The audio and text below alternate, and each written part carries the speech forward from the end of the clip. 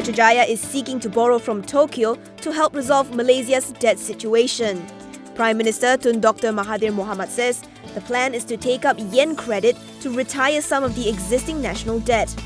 The loan from Japan would have a much lower interest rate than Malaysia's present borrowings. According to Mahathir, Japan Prime Minister Shinzo Abe will consider the proposal. He says during his previous tenure as PM, Japan had extended a soft loan to Malaysia with an interest rate of just 0.7%, payable over 40 years. Currently, some of Malaysia's existing borrowings are taken up at a very high interest rate of 6%. Mahathir adds in some cases, the government gave 10% commission to the loan arrangers, which means the interest rate can be as high as 7.5%. Meanwhile, on the KL-Singapore HSR project, Mahathir told Nikkei Asian Review that the project has not been scrapped but merely postponed. He told the publication that Malaysia just cannot afford the project at this moment. Yesterday, Japan indicated its interest should Malaysia revive the HSR project.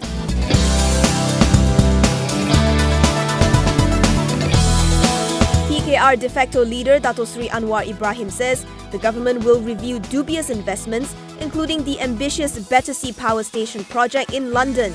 Back in January, state entities PNB and EPF agreed to buy commercial assets within Phase 2 in the development for 8.8 billion ringgit. Anwar told The Guardian that the investment was clearly a political decision for the previous BN administration and that the deal could be renegotiated if necessary.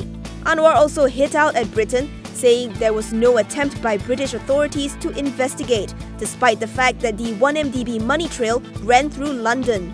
The 42-acre Battersea Power Station project is being undertaken by the consortium comprising Sime Darby Property, SP Satia and the EPF.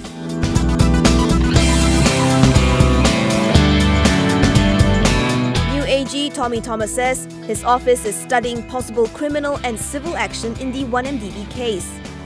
Thomas says he has received the investigation papers prepared by the MACC. 2 teams have been appointed to study the papers. Thomas adds that he has signed mutual legal assistance requests from Switzerland, the United States, France and the UAE. Earlier today, Finance Minister Lim Guan Eng tweeted that assets seized by the US as part of its probe into the scandal will be monetized and returned to Malaysia. This followed his meeting with US Ambassador to Malaysia, Kamala Shirin Lakdhir.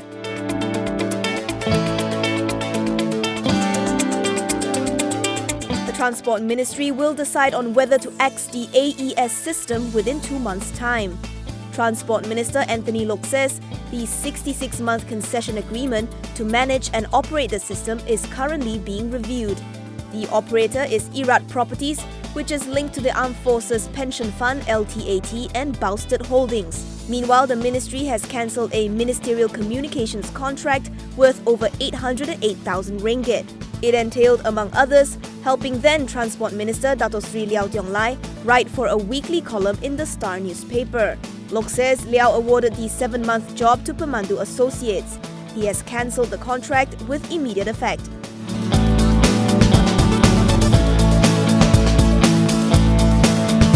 George Keng has achieved another record set of first quarter results thanks to its metering business. First quarter FY18 net profit saw a 16.5% jump year-on-year to 21.54 million ringgit.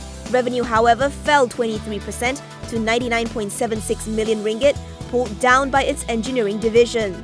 Chairman Tan Sri Tan Keh Hock says construction projects were executed well and on time.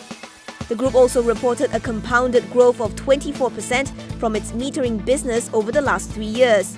Given a strong balance sheet, the group plans to up its manpower and financial resources substantially in order to accelerate growth in its metering and other water-related businesses and investments through mergers and acquisitions. Tan adds that this is in line with the group's long-stated strategic plan to broaden its income base by increasing its income from those divisions.